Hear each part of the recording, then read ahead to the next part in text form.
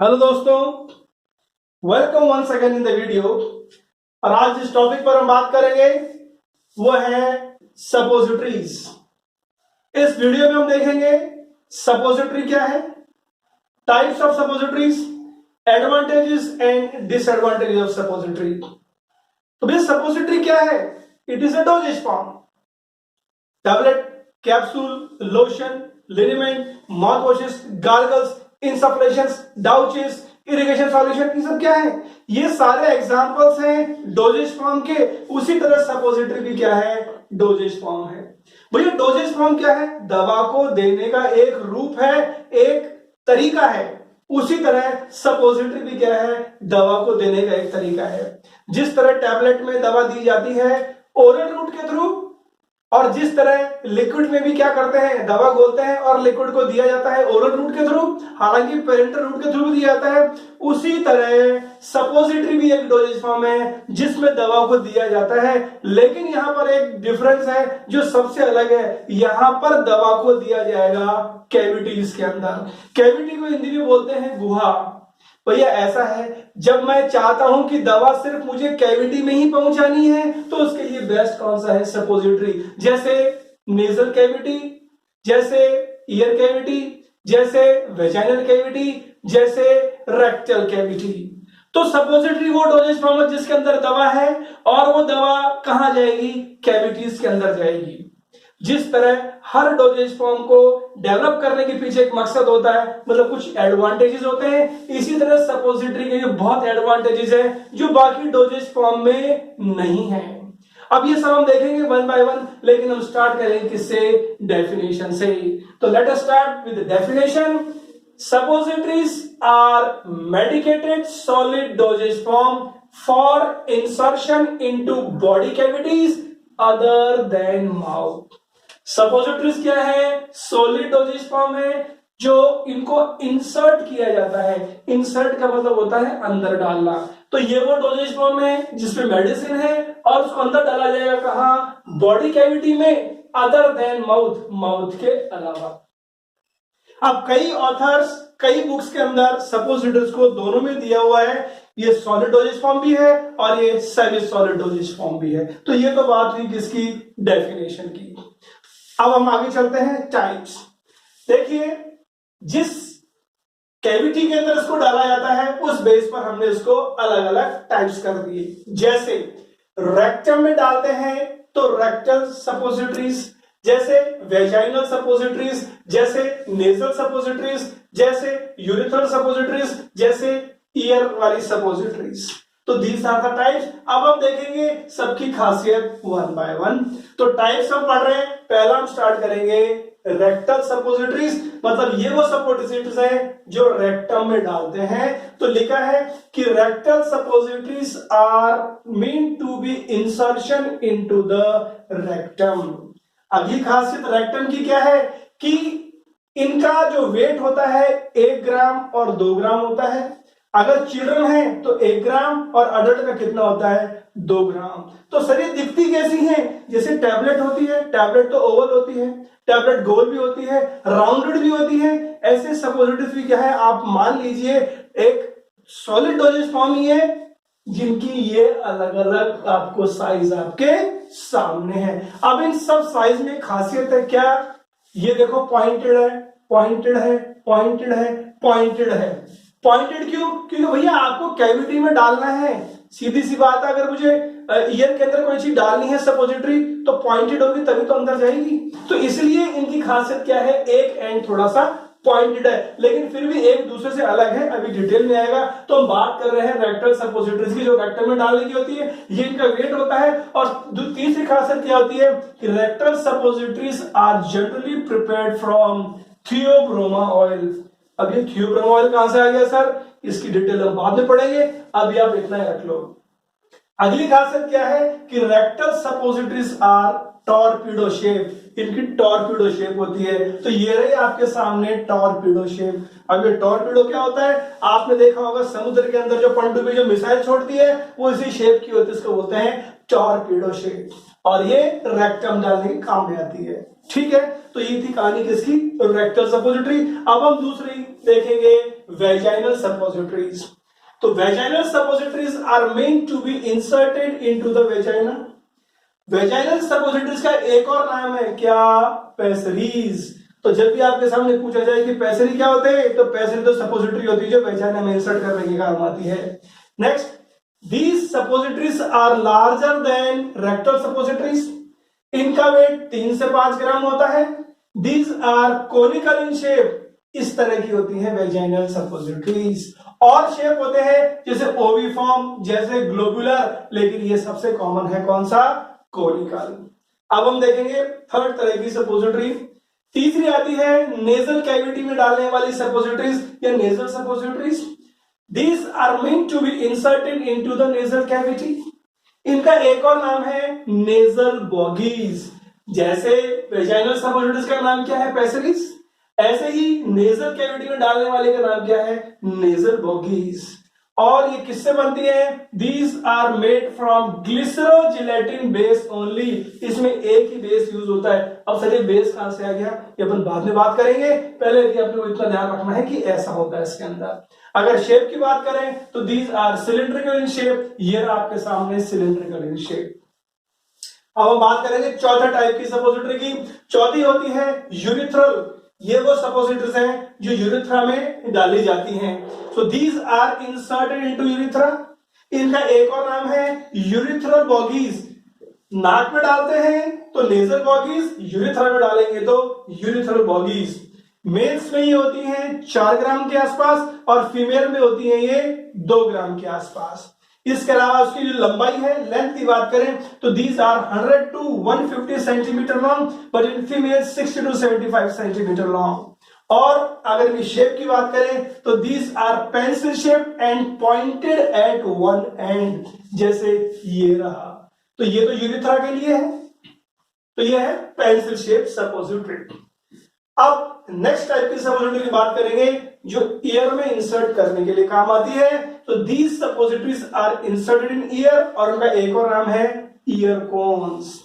तो जब भी दिमाग में आए कि ईयर कोन्स क्या होते हैं, तो ईयर कोन तो सपोजिटरी का ही रूप है जो ईयर की कैविटी में डाले जाते हैं। इनका एक और नाम है ऑरिन एरिया। ऑरिन एरिया क्या है? Aurinaria are synonym of ear cones. लेकिन these are rarely used nowadays. होते कैसे हैं? These are thin, long, cylindrical and around 1 ग्राम। जैसे सिलेंड्रिकल आपने देख लिया, उसी तरीके का होता है। तो यह है आपके सामने टाइप्स। आप इसका टेबुलर फॉर्म भी बना सकते हो। आपने ऐसे टेबल बना दिया इस तरीके से, ये आपके 5 हो जाएंगे। आप कैविटी लिख सकते हो, यहाँ पर वेट लिख सकते हो, और उसके अलावा शेप लिख सकते हो। और अगर आपको बेस के बारे में लिखना है तो लास्ट में आप बेस भी लिख सकते हो। It is another way to remember. कई लोगों को टेबुलर फॉर्म में ज्यादा इजीली याद होता है, तो आप वैसे भी लिखकर इसको याद कर सकते हो। अब बात आती है एडवांटेजेस और डिसएडवांटेजेस की। तो भैया मैंने आपको बताया ना कि हर डोजेज फॉर्म को डेवलप करने के पीछे कोई मकसद है। तो सपोजिटरी को पीछे डेवलप करने के पीछे क्या मकसद है? हम तो ये चाहते हैं कि जो आपकी ड्रग है वो सिर्फ कैविटी में ही जाए और कैविटी में ही एक्शन हो। तो ऐसा क्यों? वो इसलिए क्योंकि अगर उस ड्रग को और किसी रूट से देंगे, जैसे अगर ओरल रूट से दिया, तो हो सकता है वो ड्रग जीआईटी को इरिटेट करती हो सकता है उस ड्रग से नोजिया वॉमिटिंग होती हो, या फिर अगर पेशेंट बेहोश है तो फिर क्या करें? तो उस केस में आप ओरल रूट दे सकते हो क्या? बिल्कुल नहीं दे सकते। लेकिन उस केस में सपोजिटरी तो दे सकते हैं। अब आप कहोगे कि सर हम इंजेक्शन भी तो दे सकते हैं। बिल्कुल दे सकते हैं, मना किसने किया? लेकिन इंजेक्शन के अपने नुकसान हैं। क्या? आपको ट्रेन्ड स्टाफ चाहिए। इंजेक्शन में दर्द भी होता है, इंजेक्शन में हो सकता है कि पेशेंट कोऑपरेट भी नहीं करे। फिर इंजेक्शन में क्या होता है, कई बार अगर फास्ट इंजेक्शन लग गया तो पेशेंट की डेथ भी जा सकती है। मतलब नॉलेज चाहिए, ट्रेन्ड स्टाफ चाहिए। लेकिन सपोजिटरी में ऐसा है क्या? नहीं है। तो इसका मतलब बहुत फायदे हो गए सपोजिटरीज के। तो देखते हैं one by one what are the advantages of suppository. भाई इतना तो पता लग गया ना कि suppositories are the solid dosage form which are meant to be inserted into the body cavities. और वो बॉडी कैविटी में जाने के बाद घुल जाते हैं और ड्रग रिलीज हो जाती है और वो एब्जॉर्ब हो जाती है। जैसे टैबलेट लिया आपने, जीआईटी में गई, वो घुल गई और एब्जॉर्ब हो गई, ब्लड में चली गई और एक्शन मिल गया। ऐसे ही ये बॉडी कैविटीज में जाती हैं, मेल्ट हो जाती हैं, ड्रग रिलीज हो जाती है, एब्जॉर्ब हो जाती है और एक्शन मिल जाता है। ओवरऑल याद इस तरीके से रख सकते हो कि टैबलेट तो जीआईटी में जाके घुल रही है, एक्शन दे रही है, और लेकिन सपोजिटरी ये आपकी बॉडी कैविटी में जाके मेल्ट होकर घुल रही है या मेल्ट हो रही है और आपको एक्शन मिल रहा है। तो पहला advantage, there is no nausea और vomiting as we have seen in case of oral dosage form. Oral dosage में जो आप लोगे तो ज्यादातर अगर आप एडवर्स इफेक्ट देखोगे ओरल डोजेज फॉर्म के तो नोजिया वॉमिटिंग ही है। जैसे अगर भूखे पेट ले लिया तो कई ड्रग क्या है कि इमीडिएटली खतरनाक आपको वॉमिटिंग या नोजिया की प्रॉब्लम हो सकती है जो कई घंटों तक चलती है। सपोजिटरी में ऐसा नहीं है, तो नो नोजिया एंड वॉमिटिंग। दूसरा क्या है, नो फर्स्ट पास इफेक्ट। भैया फर्स्ट पास इफेक्ट क्या है, ये आपको कई बार मैं पिछले वीडियोस में बता चुका हूं जो अपलोड किए हुए चैनल पर। इतना शॉर्ट में बता रहा हूं कि जो भी ड्रग हम ओरल रूट से लेते हैं, मुंह के थ्रू लेते हैं, वो जीआईटी में जाने के बाद जो टोटल अमाउंट ब्लड में आना चाहिए वो कम हो जाता है लीवर के एक्शन की वजह से, वही होता है फर्स्ट पास इफेक्ट। लेकिन सपोजिटरी में तो ऐसा नहीं है ना, क्यों? क्योंकि मैं तो कैविटीज में डाल रहा हूं, वो तो वहां से सीधी ब्लड में जा रही है, तो लीवर का काम ही नहीं है। It means no first pass effect, मतलब ड्रग का लॉस नहीं होगा। तीसरा एडवांटेज क्या है, it is suitable for unconscious patient. Unconscious का मतलब बेहोश, तो बेहोश आदमी को टैबलेट दे सकते हैं क्या, कैप्सूल दे सकते हैं क्या? नहीं दे सकते, लेकिन बेहोश आदमी की कैविटीज के अंदर सपोजिटरीज आराम से डाली जा सकती हैं। It means these are suitable for unconscious patients. Next advantage हम देखते हैं, suitable for children and elderly with have problem in swallowing. एक समस्या होती है जिसको बोलते हैं डिस्फेजिया। डिस्फेजिया का मतलब होता है प्रॉब्लम इन स्वॉलोइंग। तो जो बच्चे हैं और जो बुजुर्ग हैं जिनको निगलने में दिक्कत है उनके लिए तो बेस्ट चीज है क्या, सपोजिटरी, क्योंकि निगलने की समस्या नहीं है। करना क्या है, सिंपल आपको कैविटी के अंदर ये डालनी है। नेक्स्ट आता है पांचवा advantage, suitable for post operative patient. जिसका ऑपरेशन हुआ है और उसको दवा देनी है, वो अनकॉन्शियस भी है या नॉन कोऑपरेटिव है, उसके लिए तो बेस्ट है।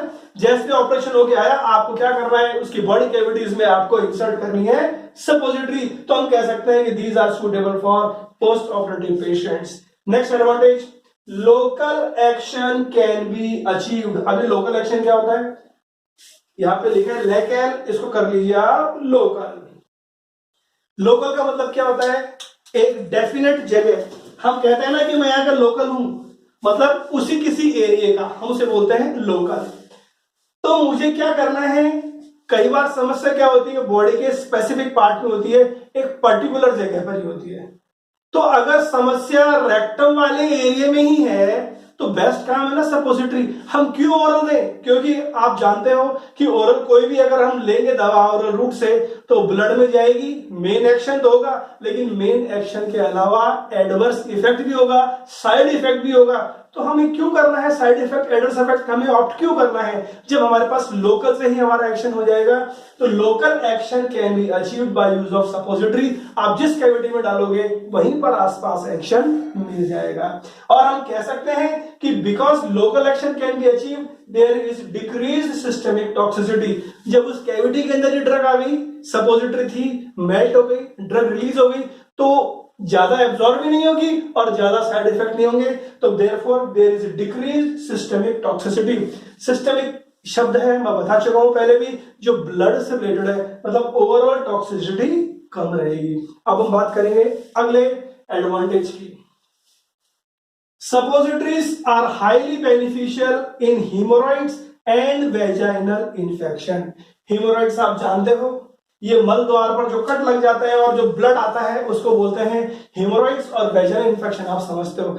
तो जिसको ये वाली समस्या है उनके लिए तो बेस्ट है सपोजिटरी। क्या करना है, सिंपल सपोजिटरी डालनी है, जहां पर क्या होगा, इंसर्ट करनी है, जहां पर क्या होगा, बेस पिघलेगा और ड्रग रिलीज होगी और एक्शन मिल जाएगा। तो इस काम के लिए बेस्ट अपने पास ऑप्शन कौन सा, dosage form, suppository. Next advantage, high drug load in comparison to oral dosage form. तो ये ओरल डोजेज फॉर्म का एक और डिसएडवांटेज क्या है कि हम ज्यादा डोज नहीं दे सकते। एक तो पहले ही निकलने में दिक्कत है, और अगर डोज और बढ़ गई तो मतलब समस्या तो आपने बढ़ा दी। लेकिन उस समस्या को ओवरकम करने का तरीका क्या है कि यहां पर 2 से 3 गुना डोज भी ज्यादा दी जा सकती है अगर सपोजिटरी के फॉर्म में हम देंगे तो यही तो लिखा है हाई ड्रग लोड, मतलब ज्यादा ड्रग लोड करके दी जा सकती है 2-3 डोज के बराबर। Next advantage, it can be used as target drug delivery system. Target drug delivery system ये एक तरह का ड्रग डिलीवरी सिस्टम है जिसमें नाम से पता लगा टारगेट, जहां आप चाहते हो वहीं पर आपको एक्शन हो। तो यहां पर अगर ईयर में चाहिए तो आप ईयर कॉन्स यूज करते हो, अगर आपको वेजाइना में चाहिए तो आप क्या करते हो, पैसिलिस यूज करते हो, यूरिथ्रा में चाहिए तो यूरिथ्रल पॉलिस यूज करते हो। तो टारगेट हो तो गया, जहां पर आपको चाहिए वहीं पर जाएगी ड्रग और वहीं पर रिलीज होगी, क्योंकि आपने वहीं पर इंसर्ट की है सपोजिटरी। इसलिए मैं कह सकता हूं कि they can be use for target drug delivery. Next है more stability of enzymatic drugs that degrade in stomach. हम जानते हैं कि एंजाइम्स क्या है, अगर एसिड आ गया या फिर एंजाइमेटिक चीज आ गई और तो वो क्या है, एंजाइम जो ड्रग्स होती हैं वो खराब हो जाती हैं। स्पेशली अगर आप ओरल रूट से लोगे तो एंजाइमेटिक ड्रग्स क्या है वो खराब हो जाती हैं। लेकिन एक तरीका है, अगर सपोजिटरी फॉर्म में दोगे और अगर वो चीज एब्जॉर्ब होती है तो आपके लिए बेस्ट है, मतलब जो स्टेबिलिटी है वो क्या हो गई, बढ़ गई। क्योंकि स्टमक के थ्रू थोड़ा दे रहे हो आप तो दूसरे रूट से दे रहे हो, कैविटीज के थ्रू दे रहे हो सपोजिटरीज यूज करके। Next advantage, decrease chances of overdose which may be either deliberate और एक्सीडेंटल। डेलिबरेट का मतलब होता है जानबूझकर, और एक्सीडेंट का मतलब तो आप समझते ही हो। तो इसमें लिखा है कि डिक्रीज चांसेस ऑफ ओवरडोज। भैया अगर किसी पेशेंट है या जानबूझकर कोई दूसरा व्यक्ति है जो ओवरडोज लेना चाहता है या फिर ओवरडोज हो गई हो, ऐसा है अगर ज्यादा ओवरडोज लेनी है तो 5 टेबलेट खा ली, 6 टेबलेट खा ली। लेकिन सपोजिटरीज के फॉर्म में ये संभव है क्या, कहां संभव है। ईयर कोन में एक ही ईयर कोन आएगा, बस कैविटी फुल हो जाएगी, दूसरा ईयर कोन कहां से आएगा। ऐसे अगर नोज में बात करो, हालांकि थोड़ा फनी तो लगता है, ऐसे ही एक यहां पर नेजल बॉगी फंस गई, दूसरी थोड़ी यूज हो सकती है, तो ओवरडोज के तो चांस है ही नहीं। तो यही तो लिखा है डिक्रीज चांसेस ऑफ ओवरडोज, चाहे वो जानबूझकर हो चाहे एक्सीडेंटल हो, लेकिन ओरल डोजेस फॉर्म में और लिक्विड डोजेस फॉर्म में ये चीज संभव है। तो ये बात थी एडवांटेजेस की, ये बहुत इंटरेस्टिंग एडवांटेजेस, और ये बात करें हम सपोजिटरी की। अब हम बात करेंगे डिसएडवांटेजेस की। देखिए डिसएडवांटेज समझने के लिए पहले हम देखेंगे सपोजिटरी के बारे में थोड़ा सा, जो अब तक हमने किया है कि हमने पढ़ा है कि suppository is a solid dosage form. तो ठीक है, सपोजिटरी ले ली, किसने ली, पेशेंट ने ली, और पेशेंट उसको कहां इंसर्ट करेगा, कैविटी के अंदर। अब वो कैविटी या तो ईयर हो सकती है, वो कैविटी या रेक्टम हो सकती है, वो कैविटी या तो यूरिथ्रा हो सकती है, या फिर और भी कोई कैविटी है। सपोजिटरी पेशेंट ने ली और कैविटी के अंदर इंसर्ट किया, जहां पर वो टेबलेट भी ऐसी है जहां पर वो मेल्ट हो गई और रिलीज कर दिया ड्रग कैविटी के अंदर। Means when this suppository was kept in the cavity, it melted and there is release of the drug in the cavity, और रिलीज होने के बाद ड्रग क्या हुई, एब्जॉर्ब हो गई, और उसमें 2 तरह के एक्शन दिखाए, या तो लोकल एक्शन या एब्जॉर्ब हो गई। हमने पढ़ा तो है, या तो उसी की, या तो अगर कैविटी में ही चाहिए एक्शन तो लोकल एक्शन दिखा देगी, और अगर एब्जॉर्ब हो गई तो ब्लड में या फिर सिस्टमिक एक्शन आएगा। तो सर इससे डिसएडवांटेज कहां से पता लगे भैया, अगर आपको ये प्रक्रिया मालूम है तो डिसएडवांटेज रखने की जरूरत नहीं, आप पता लग जाएगा कैसे। लेट अस सी, जिस कैविटी के अंदर सपोजिटरी इंसर्ट की जा रही है, अगर वहां आसपास इरिटेशन हुआ तो समस्या आएगी। तो ऐसा होता है कई बार केसेस के अंदर कि जो सपोजिटरी है उसकी वजह से म्यूकोजल इरिटेशन हो जाता है। So this is the first disadvantage, there may be mucosal irritation, यह पहला डिसएडवांटेज। दूसरा, इस सपोजिटरी को इंसर्ट करना है कहां, बॉडी कैविटी के अंदर। तो अगर रेक्टम में इंसर्ट करना है, वेजाइना में इंसर्ट करना है, तो क्या फर्स्ट टाइम पेशेंट के लिए इजी होगा क्या? नहीं होगा। हो सकता है उसको ट्रेनिंग में देना पड़े, हो सकता है उसको स्पेशल डायरेक्शंस भी देने पड़े, और कई बार तो मना ही कर दे कि यार मेरे लिए थोड़ी संभव है रेक्टम के अंदर और वेजाइना के अंदर या फिर कोन के अंदर इंसर्ट करना है, नाक के अंदर इंसर्ट करना। तो मतलब जो इंस्ट्रक्शंस दिए जा रहे हैं, दवा दी जा रही है और पेशेंट उसको फॉलो नहीं कर रहा है, यही तो होता है नॉन कंप्लायंस। तो इन case of suppositories patient non compliance can be observe. ये था दूसरा डिसएडवांटेज। नेक्स्ट डिसएडवांटेज की बात करें, डेफिकेशन मेकर। डेफिकेशन आप समझते हो इंग्लिश का टर्म है, मेडिकल टर्म है। कई बार सपोजिटरी लेने की वजह से डेफिकेशन भी हो सकता है। चौथा disadvantage, absorption is affected by GIT disease. हो सकता है रेक्टम में जो आप यूज कर रहे हैं सपोजिटरी, वहां पर डिजीज कंडीशन हो सकता है वहां से एब्जॉर्प्शन ही ना हो, या फिर हो सकता है उस पेशेंट को डायरिया हो। तो डायरिया केस के अंदर सपोजिटरी यूज कर सकते हैं क्या? बिल्कुल यूज नहीं कर सकते। इसलिए हम कह सकते हैं कि absorption is affected by the disease state of gastrointestinal tract. अब बात करते हैं हम पांचवें डिसएडवांटेज की। क्या? There can be decrease absorption और there can be loss of drug. वो क्यों? Because there is premature loss from rectum and interaction with fecal matter.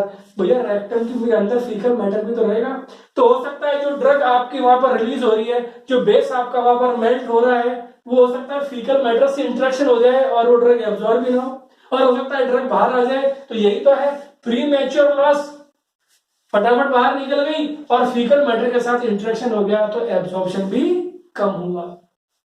Next disadvantage है लिमिटेड और less fluid in the rectum due to which there is less dissolution of the drug. अब ये क्या चीज है भाई? डिसोल्यूशन का मतलब होता है ड्रग का घुलना। भैया हम क्या यूज कर रहे हैं? सपोजिटरी। और सपोजिटरी में हमने क्या किया कि कैविटी के अंदर जब हमने सपोजिटरी डाली तो वो सपोजिटरी क्या हुई? मेल्ट हुई। मेल्ट होने के बाद क्या रिलीज किया उसने? ड्रग रिलीज किया। तो भैया ड्रग जब रेक्टम में या फिर बॉडी कैविटीज में जाएगी उसके बाद ड्रग को घुलना भी तो जरूरी है, क्योंकि जब ड्रग घुलेगी, घुलने के बाद ही तो वो एब्जॉर्प्शन के लिए अवेलेबल होती है। ये हम पढ़ चुके हैं कई वीडियोस में। डिटेल्स के लिए आप जाकर देख सकते हैं चैनल पर जो वीडियोस अपलोडेड हैं, पूरे डिटेल में दिया हुआ है एब्जॉर्प्शन के बारे में भी। तो हम तो बात सिर्फ यहाँ पर कर रहे हैं डिसोल्यूशन की। तो अब डिसोल्यूशन के लिए हमें सबसे इंपॉर्टेंट चीज क्या होती है कि आसपास फ्लूइड चाहिए होता है, जिसको बोलते हैं डिसोल्यूशन फ्लूइड। तो रेक्टम के अंदर फ्लूइड बहुत लेस है, बहुत कम है, due to which there is decrease dissolution of drug. तो अगर डिसोल्यूशन ही कम है तो एब्जॉर्प्शन भी कम हो सकता है। हम ये नहीं कह रहे कम होगा, हो सकता है। This is the next disadvantage. Next disadvantage क्या है? Formulation problems. अब किस तरह की फॉर्मुलेशन प्रॉब्लम? सपोजिटरी की खास बात क्या है कि हम देते हैं उसको बॉडी कैविटी के अंदर, वो मेल्ट होती है, और बॉडी कैविटी के अंदर मेल्ट होती है मतलब बॉडी टेम्परेचर में मेल्ट होगी, और बॉडी का टेम्परेचर होगा 37 डिग्री सेल्सियस। तो जो आप बेस लेते हो, जो सपोजिटरी आप लेते हो, वो मेल्ट होना जरूरी है, लेकिन आपको बेस की जानकारी होनी चाहिए कि बॉडी में जाने के बाद इस टेम्परेचर पे वो मेल्ट हो जाए। अगर ज्यादा टेम्परेचर पे मेल्ट होगा तो आपकी बॉडी के अंदर आप डालोगे तो मतलब ही नहीं है, और कम टेम्परेचर पे मेल्ट हो जाती है सपोजिटरी या पेसरी, तो आप वो सपोजिटरी रहेगी नहीं, वो बाहर पड़ी पड़ी मेल्ट हो जाएगी। तो उसका मेल्टिंग डिसाइड करना, उसकी सॉल्युबिलिटी डिसाइड करना, इसके लिए एक्स्ट्रा एफर्ट चाहिए। Means formulation problem like melting, solubility, particle size, ये सारी चीज एक्स्ट्रा एफर्ट्स की जरूरत पड़ती है जब हम सपोजिटरी डेवलप करते हैं। Next disadvantage, it is expensive, means it is costly than tablets. Overall अगर हम खर्चे की बात करें तो सपोजिटरी बनाने में ज्यादा खर्चा आता है इन कंपैरिजन टू टैबलेट्स या फिर other doses form. Simple tablet की बात नहीं कर रहा हूं, अदर डोजेज फॉर्म की भी बात करूं तो। नेक्स्ट आता है स्टोरेज कंडीशंस। सपोजिटरी की स्टोरेज कंडीशंस थोड़ी सी अलग है। कैसे? They require low storage conditions, 10 से 20 डिग्री के बीच में इनको स्टोर करना पड़ता है, और अगर स्टोर करना पड़ता है तो कई बार रेफ्रिजरेटर या फ्रिज की जरूरत होती है। तो भैया पुअर पेशेंट के लिए संभव है क्या? नहीं है। Means it is additional cost for the poors, they can not bear this cost. समझ में आएगा? गरीब लोगों के लिए संभव नहीं है। और इसके अलावा अगर हॉट क्लाइमेटिक कंडीशन है तो सपोजिटरी बॉडी में जाने के पहले ही मेल्ट हो जाएगी। Means we can say that melting can be there in hot climatic condition, वो पड़ी पड़ी मेल्ट हो जाएगी। तो ये सारे क्या है डिसएडवांटेजेस। और यहां पर हमने कंप्लीट किया आज का लेक्चर सपोजिटरीज। डेफिनेशन क्या है, क्यों जरूरत पड़ी सपोजिटरीज की, टाइप्स ऑफ सपोजिटरीज, एडवांटेजेस और डिसएडवांटेजेस। नेक्स्ट में हम देखेंगे कि सपोजिटरी के अंदर है क्या चीज। सपोजिटरी के अंदर ड्रग डालते हैं और जिसके अंदर डालते हैं उसे बोलते हैं बेस। तो क्या हर सब्सटेंस बेस की तरह यूज हो सकता है क्या? नहीं। There are ideal characteristics of base. तो अगले वीडियो में हम देखेंगे what are the ideal characteristics of base, और उस बेस की कुछ खासियत होती है कैरेक्टरिस्टिक्स यूज करने से पहले किसी पर्टिकुलर सब्सटेंस को। और वो वीडियो कब रिलीज होता है जानने के लिए आपको क्या करना है, बेल आइकन प्रेस करना है ताकि जैसे वीडियो रिलीज हो आपके पास इन्फॉर्मेशन पहुंच जाए। और इसके अलावा और भी वीडियोस अपलोडेड हैं, उसके लिए आप चैनल सब्सक्राइब कीजिए। और अगर आपको पसंद आता है वीडियो तो आप कमेंट करना ना भूलें, लाइक और शेयर करना ना भूलें। Thank you, best of luck.